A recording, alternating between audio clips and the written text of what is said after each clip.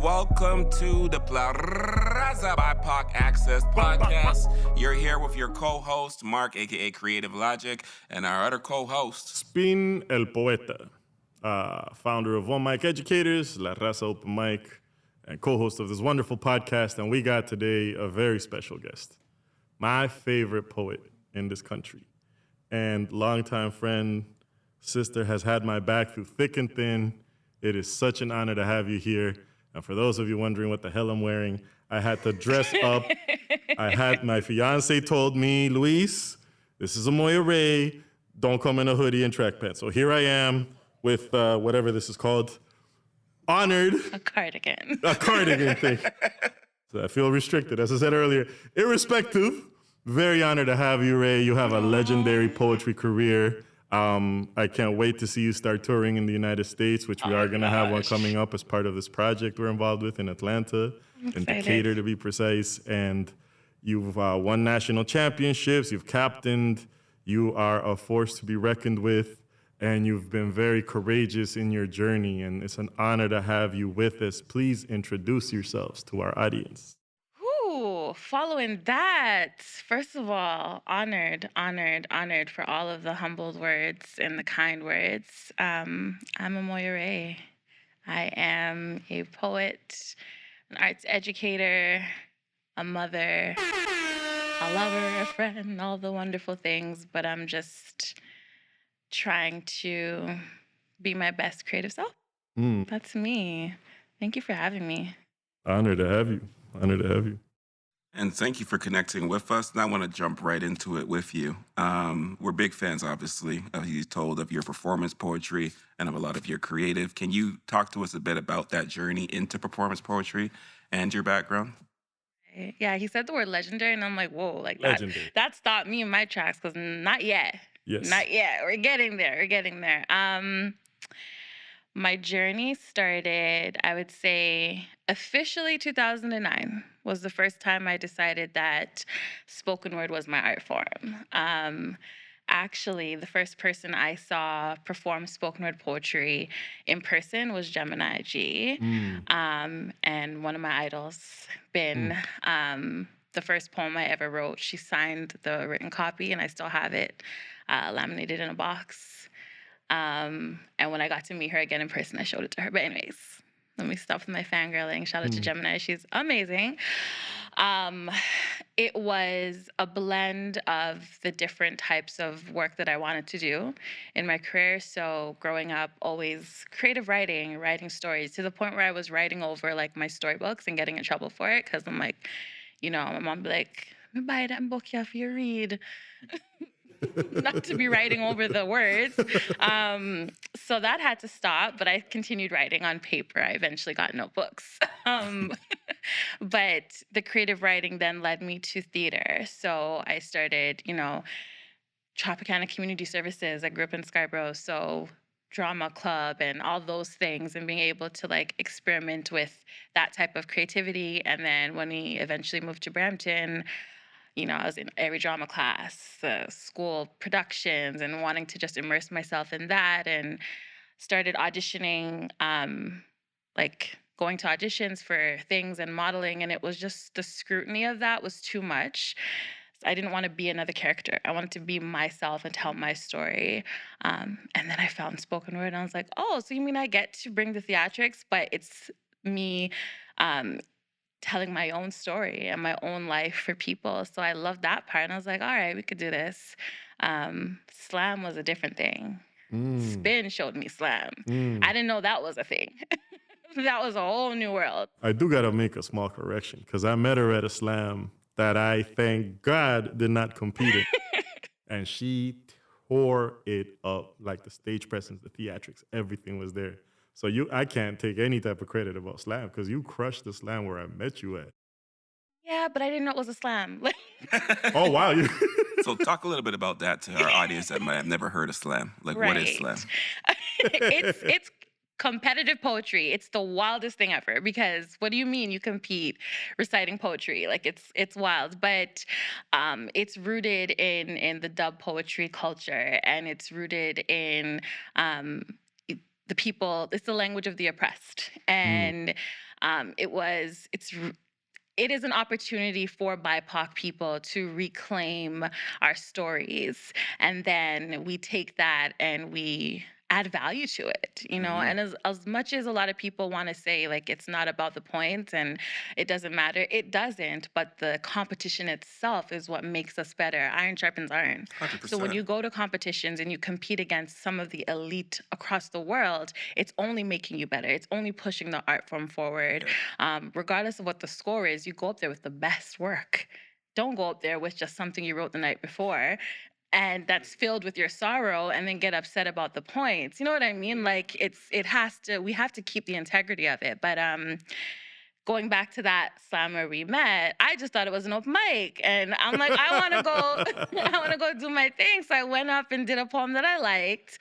My best friend was with me, Tony, and yeah, we're just gonna have some drinks and have dinner after. When I sat back down, they're like, okay, so we're going up in reverse order. I'm like, what do you mean? What does that mean? What do you mean reverse order? I had no clue. And then you had said to me, yeah, there's 3 rounds, I think. And I was like, rounds? What does this Oh, wow. mean? Like, this is an open mic. Right. And then you explained to me what was happening. And you're like, yeah, you're gonna go up again. And thank God I had my notebook because I had other pieces. I went up, not rehearsing a thing. I only had the one poem that I was gonna perform, thinking it was an open mic, and I ended up winning. So that was He was killing shit. I want you to kind of talk a bit about that and just talk about like how you felt, because obviously you came in expecting one thing.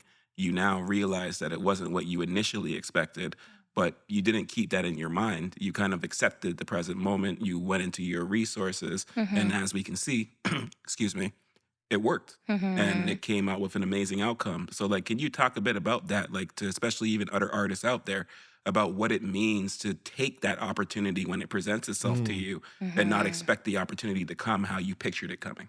100%. So I will say that that was my theater bag because you're always expected to be prepared with a piece. At any moment, a director could say monologue, and you have to have something in your back pocket. So that whole concept of being prepared is what made me continue on. Because if I wasn't prepared, I said, sorry, I gotta go.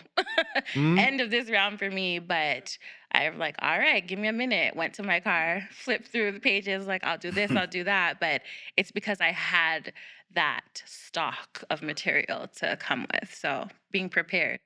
Like, sorry, go ahead. I was just gonna say, because it always reminds me of luck. So, like, to me, luck just means preparation meeting opportunity, and like that's what you did. There was an Right. opportunity there. You were already prepared, had those things there. And what I was gonna ask, because this is all centered around writing, is like just talking a bit about like how is your writing rooted in your lived experience as like a Black woman, a mother, a community worker, and an arts educator. hmm I'm in every poem I've ever written. Mm. Every single one. There's not a poem that I've never heard a topic and wanted to just, oh, maybe I could write about that. That sounds cool. If I can't relate to it, I'm not writing about it. Like it's not it's not intrinsic to who I am and it doesn't feel good. Feel like it's not Right. authentic. It's not authentic. And you can see that as an audience member when someone comes on stage and they're just writing a poem or they're just reciting a poem or even a song that has nothing to do with who they are. You can feel that energy. They're not connected. They're not connecting. It's in the eyes, it's in the speech, it's in everything. And it's if we imagine that the work that we do is spirit and it's energy, what kind of energy are you giving your audiences if you're giving something that's inauthentic? What damage is that doing to the energies that they're receiving if you're just spewing out nonsense? Particularly when there's people that have lived through, Right. and that's something that I've loved and respected of you from day one, Right. is the realness of it all. Right. I can't fathom equally creating a poem about some shit I didn't go through. Exactly. And then getting on stage with theatrics, oh, woe is me, and I didn't go through that. Exactly. And I've seen that a lot in the scene. I've had youth that I work closely with youth, in conflict with the law. And then I'll bring them to events where people are talking about street shit that they don't know nothing about. And the youth see through that because their life is at risk Right. in the balance. So, it's been an honor for me. And I'm so thankful you went back and did the 2 rounds because that was the birth of the friendship. And I was afraid to approach you. Like, Mark, you got to understand, she was cussing waste man left, right, and center. And I was like, yo, I got to be proper. What do I do? Like, I have my homegirls Alicia and Casanillo with me, like land defenders. And, you know, we would love the poetry. And I was like frightened to approach it. And I'm so glad I did, you know? And it was like such an energy, but like this force on the stage, but then this beautiful, loving soul within. You know, and you have been, and I'm so grateful to you, Ray, because I've been at times afraid to go out my door, you know, and you've been having my back and just been so loyal and supportive. And I want to know for you, I love that you mentioned the slam, because I shit on slam every chance I get. But at the end of the day, it is a good training ground. It is. You just cannot attach your ego to it. Right. You know, like I've done a poem about like cancer and getting like 6s because it was done to the wrong audience. Right. And I can understand that. But I think a lot of emerging poets that come in, some of them I feel like they just do trauma poetry. They're just talking about like endless depression and there's no growth in the process. And then in the poem's ends, they're worse than when they got on the stage and the audience is left hurt. I feel we have a responsibility as artists to the audience. And so I wanted to know if you could share with us your approach in creating, and then also, you know, like you wrote the piece about the Black librarian in the United States, and I know you worked in the library, and this was something very special to you. As you said, you are in every poem. So if you could share with us your I've noticed the theme of historical fact with present reality, and then it all relating to you. Could you just share that process, what it's like for you, where it comes from, why it is that way? Right. And so it's twofold. So, and I think you touched on both. It's the responsibility of the artist to educate. We're given this gift and this platform, and it's our job to, if it's even one person, to teach them something new, or to allow them to see the world in a different way. That's what keeps empathy alive, is when we're able to see things in a different way and a different perspective. So on one hand, it's that. And then something that I tell to like young artists that I work with and mentor, I'll say, do not write anything that you haven't healed from. Yes. And that is my philosophy. So when we sit down in sessions or if I'm doing a workshop, I put my 3 rules on the board. And that's number 1. Don't write anything that you have not healed from. It's not worth the points. It's not worth the applause. It's not worth the accolades. Your healing is paramount, and your responsibility is, yes, as an artist to everyone, but it's to yourself. Because when these lights go off, the microphone is off, you got to go home and sit with yourself. How do you feel about the work you created? Is that still a trigger for you? Are you still working through those pains, that trauma? What supports are you taking for yourself? What are you doing to heal yourself? That's what matters, right? So I think in my creative process, there's shit I've been through that has not touched a paper. Like even in the last 3 years, that has not, because I'm not there yet. And it's not for anyone else to experience until I say it's time. Like that's my responsibility and my job. So I definitely think part of the creative process is honoring who we are and being true to ourselves. That's the authenticity. That's the, that's what makes the art so important. I don't even know if that answered your question. Oh, for sure. Yeah. It kind of also made me start thinking about for you sometimes, because all art that you create and everything that you write doesn't necessarily have to be performed publicly or given to the public, almost like journaling. So I was just going to ask you if sometimes does that writing and the ability to kind of like just put it on paper and go through that creative process, does it ever help you in that healing process? Or do you find that it's more about healing first and then putting that into the art? It's like chicken and egg. Sometimes you need both at the same time. But I think when it's work that's to be created to be shared, that's when that rule comes into place. Write for yourself. Do your journaling. Do whatever your therapist advises you to do it. I'm not overruling that. What I'm saying is, if you are a performer or you're looking to share your work, don't re-traumatize yourself for the sake of the work, 100%. right? That is for me number 1. And you often see, like I've been in classrooms where a student has written something and got up to share it, and it's so personal, so raw that they can't even get through half of the page. Like, don't do that. Share it with me afterwards if you must share it, but you're not going to stand in front of your peers and be that vulnerable knowing that you're not safe enough to take that criticism. If a poem is hurting you more than it's healing, you stop writing it. Thank you. That's it. That's it. I wanted to kind of speak to that too, then, just like talking about that and kind of bringing those things out and talking about those things that may have been triggers for you in the past. Like, talk a bit to us about like what it's like sharing those experiences in such like diverse settings. Like you're talking about a classroom there, but I know you've also shared and you've done things like in boardrooms across Ontario. So you've done stuff across the spectrum, different demographics, different income classes, different Yeah. levels, and like, does that make you change your delivery? Is it the same delivery? Like, talk a bit about that. Not necessarily the delivery, but there's always calculation in what you present, right? So different work works with different audiences, as we've learned. But at the end of the day, it's always whoever it is booked me. So I'm going to show up. And you must have done your research for why you want me here. So you know what's coming. But there are things that you make concessions for, right? Like, so if it's younger audiences, I'll do lighter poems and funnier poems and more interactive pieces, right? Because young people, their attention span is like that, right? So you got to keep them engaged.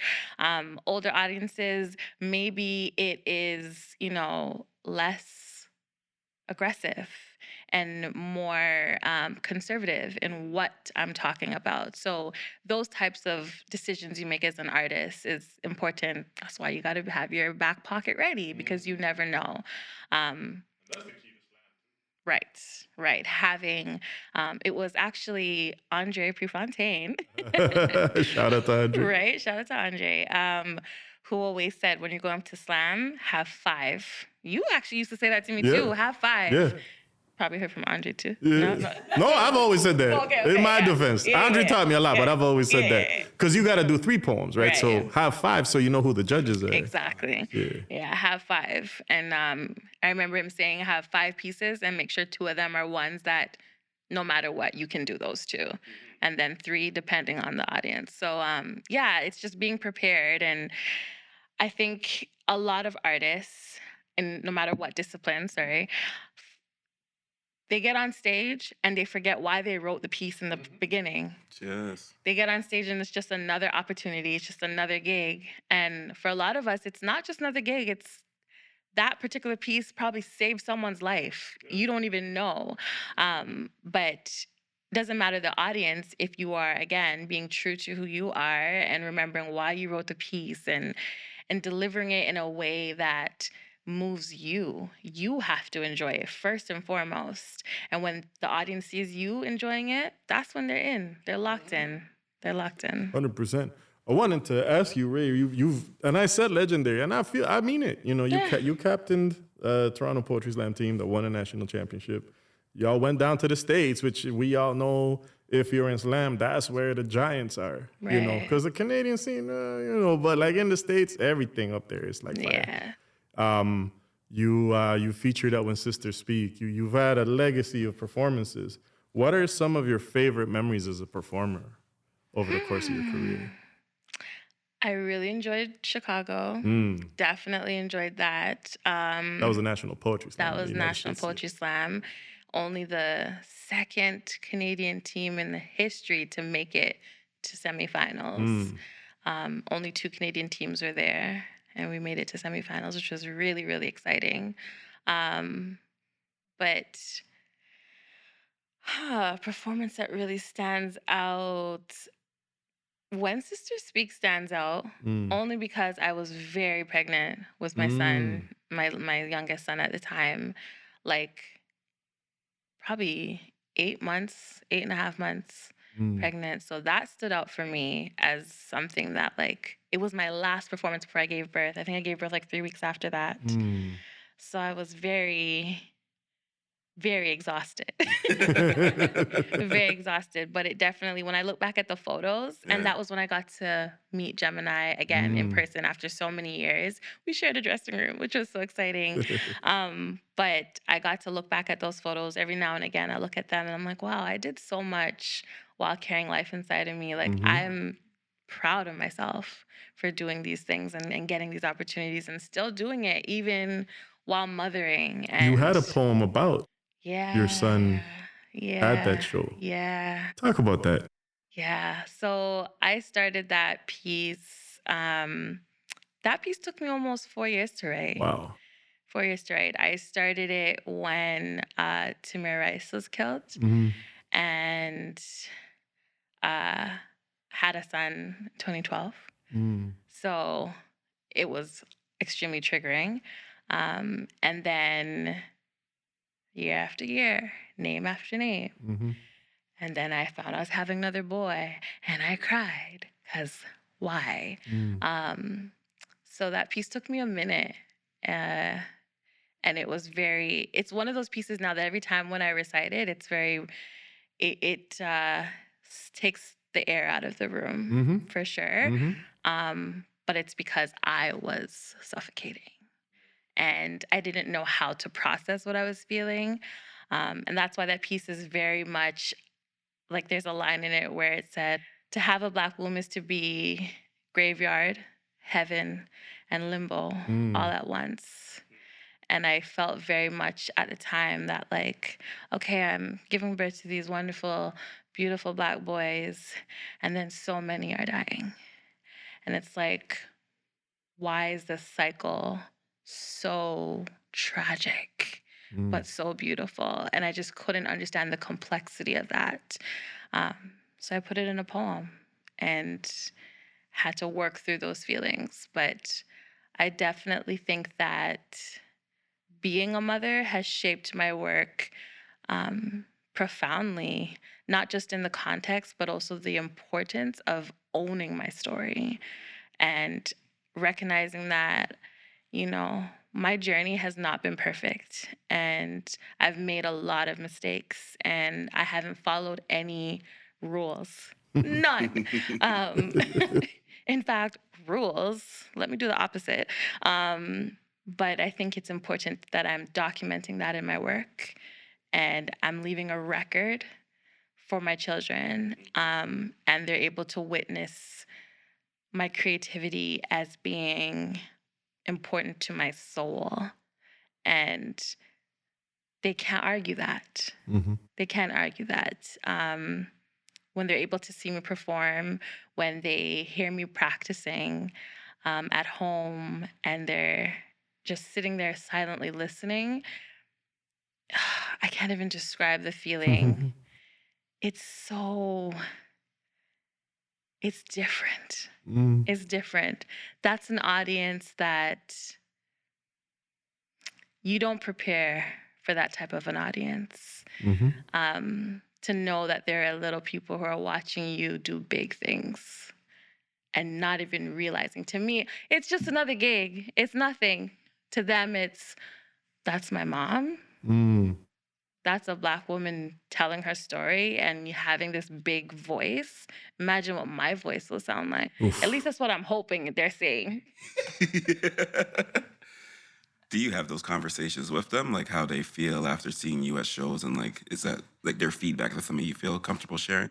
Yeah, I mean, my oldest, like he loves to tell people at school to Google his mom. Like that's his thing. And he was like, "Oh, you should come to my school." Like I told my teachers that, like, you're a poet, like you can come. I don't, cause like it's embarrassing to him. Low key, I'm like, I'm not doing that. The youngest one doesn't get it yet, but like the first time he saw me perform without just practicing at home was at your show. Wow. So I haven't had that conversation. He's only 4, so I don't know how he would articulate it yet, but I do know that whenever I'm like at home practicing and he'll come in and just sit there like this, watching me. And I'm like, you're creepy. Can you leave? Which I find so hilarious, but they just get it. They just get it. And they appreciate when like they appear in my stories, in my poems. They like that. Jaden likes that. I do want to tell you, Ray, and I've said this to you before, but I want to say this on air. I just admire the mother that you are. Aww. And in many respects, having had this friendship with you, it reminds me of the way my mother raised me. Wow. My mother had me in events at the age of your children, and that created the foundation of who I am, right? I remember being 8 and there was a massacre in Nicaragua, and the church pastor had us lying on the floor and drawing chalk around us. And then when we stood up, we saw the chalk outlines of everybody. And then he explained that was the massacres that was happening. Jeez. I was 7. Wow. I still remember that. That formed who I am today. So you are raising warriors and you're leading by example. And I just want to honor you right now for that. Because I Thank can you. tell you, as somebody that was raised that way, it works. Mm, thank you. I need to hear that. And I need those reminders because obviously, like a lot of us, imposter syndrome is real. Mm. And then you add the mom guilt on top of that. And it's like, ooh, I am not doing good at anything, clearly. But it's like those little things that are really helpful. Because sometimes I don't see it. That's true. Well, let's talk a bit about that as well, then, because I know in 2023, you were recognized for the Black Pearl Award as one of the top 100 Black women to watch in Canada. Mhm. So, like, Yes, I was. so is that kind of the same for you, like seeing that like this matters to other people, and that Yeah. like there's recognition there that you are connecting with people, that your art makes a difference in people's lives? Yeah, sometimes I don't even realize it. I don't realize the impact. And those reminders are also useful for me to stay focused, right? So that award was really special because it had very little to do with my poetry and a lot to do with my community work. And um, that means a lot more than my individual poetry career, Mhm. um, simply because artistic programming in the community those are the seeds for the next generation of artists and creatives and arts workers. Um, and that keeps the ecosystem going. So I definitely, I I'm grateful and I receive all of those recognitions and all of the moments of praise, and I'm learning how to accept those things and not, you know. I don't remember where I read this or heard this, but it's this whole thing of like when someone gives you a compliment and you're like, oh, stop, like I'm done saying that. Yes, you're Receive right. it. Thank you. I received that. So that award was definitely a moment for me to receive and put it on my shelf so my kids could see. And I sent them a picture right away. Like it was dope. I appreciated it. I want to thank you for acknowledging the imposter syndrome. So we've been doing this artist development for the Grassroots Artist Project, and that's one of the options. And it's been clicked like 80% of all the artists that we have, BIPOC artists Yeah. that we have registering. We're all battling with imposter syndrome, and we're going to be addressing that at the conference in August. You're going to be featuring at that.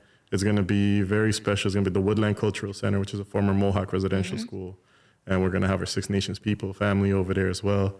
And I know you got a project coming out. You're going to be sharing of that. Please tell us about this project, and let's get into the business side of it, because a girl got to make her money. And we got a Right. business consultant right here. So Right. what you got coming up, and what business questions do you have for Mark? Well, get notebook. No, I'm just kidding. So many things. So many things that I want to do. And, I was joking with my partner the other day, like, I already have like 4 books written in my head. It's just actually putting it on paper is where I need to get, but it's the imposter syndrome, right? It's, um, I read somewhere that every person of color has experienced imposter syndrome simply by being a person of color. Like without even doing anything, we already second guess where we are, how we got there, just by the virtue of the color of our skin or our ethnicity, which is madness. But yeah, the project that's coming soon is I Never Asked You to Love Me. Oof. And it is about mothering, but not just being a mother, also remothering ourselves. And it's talking a lot about my journey to, you know, going into the relationship with my mother and healing from that and understanding now that I am a mother, some of the sacrifices that she had to make and how she got to where she was and why she mothered me the way she did and how I can then, heal myself, go through the healing and be a better mother for my children. But it's also acknowledging the realities of motherhood. It's not all aesthetics. Like it's not. It is rough and tough. And there's one of the pieces where I say, like, I know that all of my children will have a mother wound. I have to make sure it's one that they can heal from. We all have a mother wound. Some of us can't heal from the mother wound we were given. Some of us have inherited things like addiction or, other forms of abuse. And, it's how and if you can heal from those things that change the dynamics for all of us individually.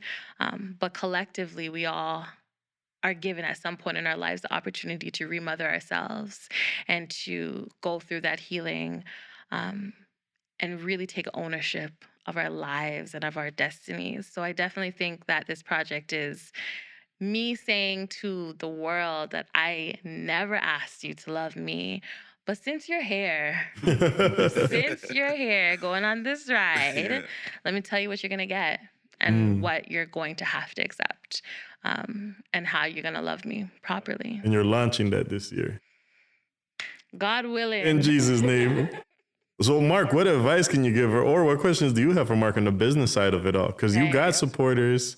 Let's get this monetized. What you think, Mark? Want to hear more about the project? I do. Yeah. Okay. So I think what's challenging for me is it's not just a book on paper. It is an audiovisual album. So think Beyonce Lemonade. Yeah. So it's an audiovisual album, which will obviously lead to, or which also has an expanded version that will go on streaming platforms. The visual album has 5 pieces. 1 is animated and 4 live action. And those were created with so much love, and they're on a hard drive, just sitting there with no real plan yet of how to share it with the world. And part of that is the imposter syndrome, but also part of it is being protective of my work. And I feel that, I don't want to put something out there that I'm not ready for people to see. And I feel like this year I am. This year I feel ready. And this year I feel that it's time. And I needed to be in alignment in order for that project to come out. So I think I'm there. I feel like I'm there. I just need to do it right with intention and make sure that it's successful. Like I have certain targets in mind, and I'd like to achieve those. Well, are you comfortable talking about some of your targets? Okay. Speak it into existence with power. You know what? What I really want for one of the pieces is I would like it to go through the short film circuit. I think the animated piece is powerful enough. Shout out to Amani Arts. Shout out to Amani Arts.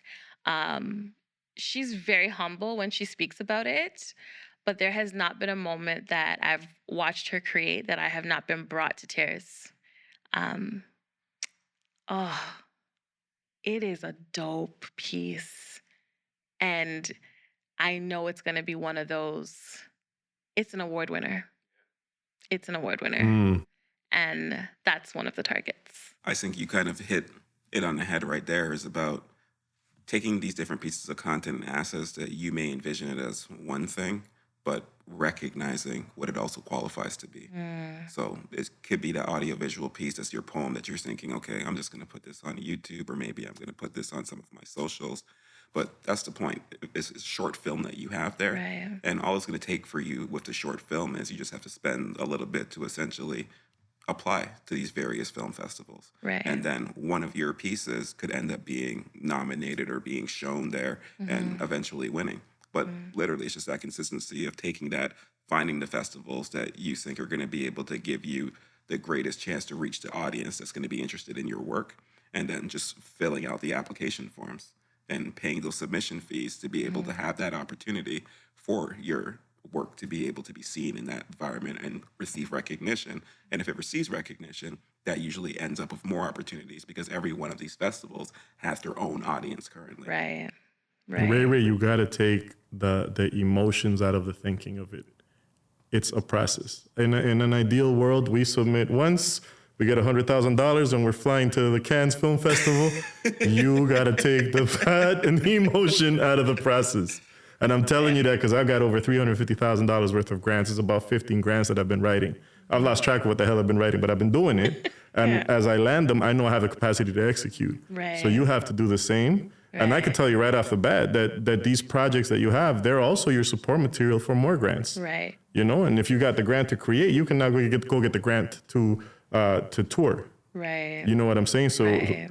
But take the emotion out of it, right? Because we've had a lot of conversations about this. And if you're ready and the time is right and you're healed and everything's good to go, just do it. You got to load the clip and just start all these different applications. Right. And to be honest, it seems like you're there. Like you have the support systems around you. You have the ability to do it. And honestly, it's just about going out and doing it.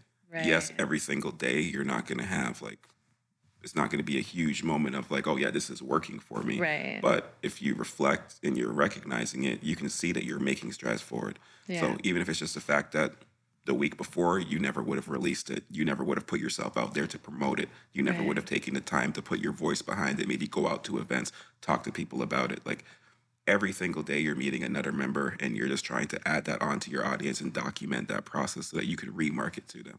And as long as you're consistent and you set a goal, even if it's a weekly goal, that you expect to get XYZ followers each week or XYZ signups on your newsletter, but just quantify it. Right. And then know when you don't meet that goal, how far off you were from meeting that goal. But if you're doing that every single week, it's just like you said before, when you look back after at the 52, the same way you look back at all the things you did while you were pregnant, like you're going to be happy with past you in the future. And Ray, it's the same mentality you bring to slam, you got to bring to all these submissions, right? Yeah. I won a national competition with a slam, and then I brought it to the literal rinky-dink Toronto Poetry Slam and didn't make it past the first round. That doesn't mean that poem isn't great. It was a totally wrong audience to do that poem for. And I knew that when I did it. I didn't stop slamming. I continued and I refined. It's the same thing with your submissions. You have the talent. You know what you're capable with. Get to it. Get to it, homie. Start submitting these. Man, they cannot sit in your hard drive. My words turning around to like, girl, you just said this. All right, received. I hear you. God, I hear you. I hear you. Yeah, that's even God. This we're just facilitating a podcast. Yeah. What's your inspiration, Ray? Yeah. My inspiration? Yeah. Me? No, I'm kidding. I want to thank myself. I want to thank myself. I am the Academy. Memes for days. Me, myself, and I. My kids. My kids inspire me. But shout out to Jaden and Jax. Right? Shout out to them, but not in the ways that people would think. Like they don't be doing anything to like make me write poetry. They just exist. They just exist. And that inspires me. But also taking stock of the things around me, experiences that I have, like love, my love, and being in love, and leaving toxic relationships and ending toxic friendships, and family ties, and unpacking my own traumas and being able to laugh at those traumas now, right? Like those things inspire me. Music inspires me. Other poets inspire me. You inspire me. Like it's yeah. You got any books or anything that you'd recommend to emerging artists listening to us? Things that kind of clicked for you? Videos, anything? Books. You are going to love this one. The Artist's Way. Yes. Listen, it's been maybe 4 years of you trying to... For the record, I got her through a grant from the Ontario Art Council 7 blasted years ago. Sorry, go ahead, continue. Listen, when I saw it, I was like, what are we doing this big ass book? She flat out said, "Spin, I'm not reading this." Have you seen it? I have not. It's huge for nothing. I'm like, well, where are you going? This big dirty book, and the journal companion is just as big. I'm like, you want me to walk with this every day? I am out of school. Like, it was a lot, but now it lives right by my bed, and I didn't read it how you wanted to be read. Fine. I just flipped to where I want to go. Okay. But I would definitely recommend that now. I am converted. I'm a believer now. The Artist's Way, folks. There you have it from Amoya Reé. J. Cole used it as inspiration for the Born Sinner album. Thank you very much. That's all I got to say for the rest of this podcast. I'm good. It is good. You won. I wanted you also to touch a little bit on, because you're talking about that, like what is your creative process? And also kind of speaking to maybe give some insights to people for you personally. When do you know is the right time to talk about something? Like how do you know when you're healed? hmm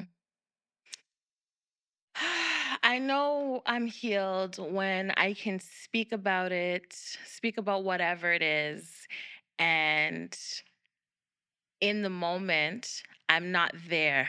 I'm still with you talking about what happened. Sometimes we talk about things and you go back to that place, you become that hurt little girl, and you're just in the trauma and you feel under attack in that moment. You go into survival mode. I know I'm healed when I can speak about it and I'll say XYZ. And then at the end, I say, but look at me now Mm, and look where I am and mm, look where I'm going. That's healing. Um, there's how I write is random. So random.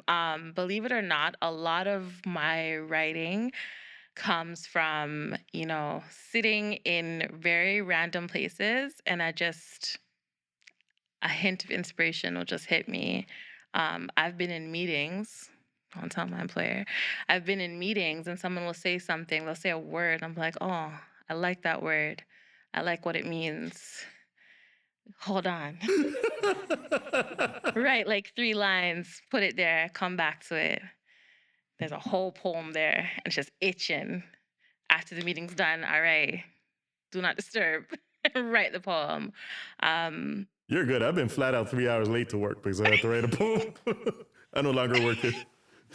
but sometimes you can't stop it. Sometimes the inspiration just comes, like watching TV and there's like a really passionate scene and I'm like, oh my gosh, that I've lived that. Let me go write about that because that is something that I need to talk about. Mm, And, it's the real creative process is being able to tap into that moment of inspiration and turn it into something that can be shared, right? And I don't know yet if that's teachable.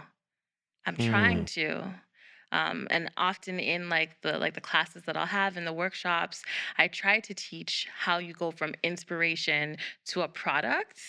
And some people, it's either you have it or you don't. mm, And I'm realizing that, like as many tools as I've give, like I teach the 3 Ps, and I teach how to, take inspiration. But a lot of the feedback I get is that, oh, I can't listen to other people recite poetry, or I can't listen to music because then I'm just writing what they're saying. But I'm not. I'm able to do that. mhm, I'm able to be given. All right. Example. I performed for someone's wedding and they said, this is a song that we both love. Write something about this. mm, It was a gospel song, mm. far off, not even about love romantically, but love of God, and wrote a poem. And it was one of the most beautiful love poems I've ever written. Mm, And I actually got that gig because another poet was given the same task and said, I can't do this. I can't write off of a poem, off another song. mm, But there's something so profound about being able to take someone else's creative process and use that as inspiration to create something completely new. That in itself is a poem. mhm, That is poetic. mhm, And what else is life but being able to create from something else that was created? Everything is creation, everything is energy. And when we create our own work, all we are doing is taking that energy and transforming it into something else. mhm, And that what I am struggling with as an arts educator is how do I teach young people to do that? How mm, do I teach them to keep themselves alive creatively? mm. Figuring out part 2. When I figure it out, I'll come back. 100%. Do you think like mindfulness meditation kind of plays a role within there? Like, are the students a lot of time do they kind of know who they are and have that grounding that they don't kind of get attached to other people's narratives, other people's ideas?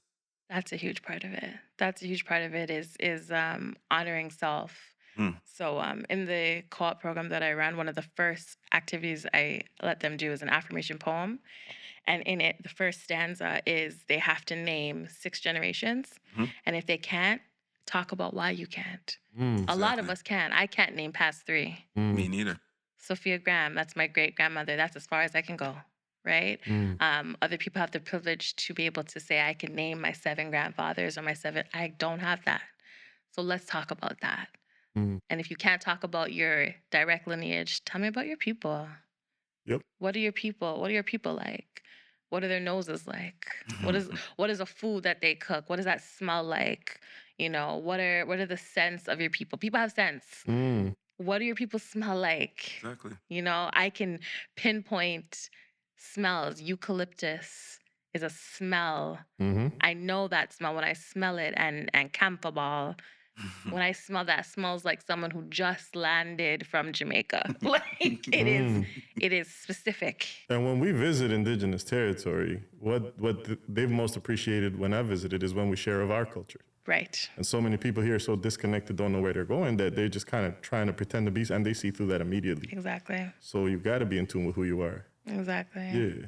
And we really appreciate you taking the time to connect with us, be vulnerable, and let us learn more about not only you as a creative, but who you are at your core.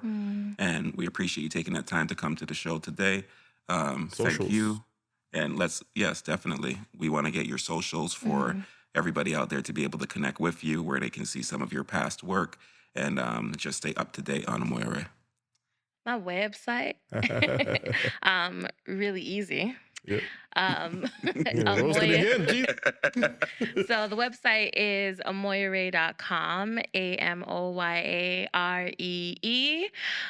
It's the same thing on Instagram. That's the only platform I really use. I'm on Threads now. I'm not on Twitter like that. Like I have an account that's mostly to just look. I don't write anything on it, or Y or X, whatever it's called now.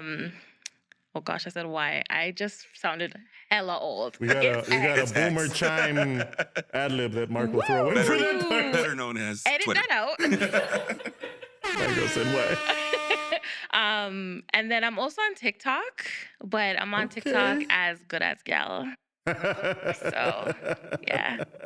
That'll be the next interview. Yeah, good. Actually, it's Good Gallery. Good Gallery, I think is what it is. But anyways, yeah, I am a Good As Gal, so it's fitting. Bless. We appreciate that, and thank you for sharing those with us and sharing your time with us today. Thank you. And everyone, go check out Amoya Reé. Check out her website. Go onto her socials. Learn more about her art. An incredible artist. Stream the album when it drops. Stream the album, yeah. It's gonna be the next Lemonade. Yeah. And thank you today for coming. And that's gonna be a wrap for this episode of the La Raza BIPOC Access podcast. Bop, bop. Gun finger, gun finger.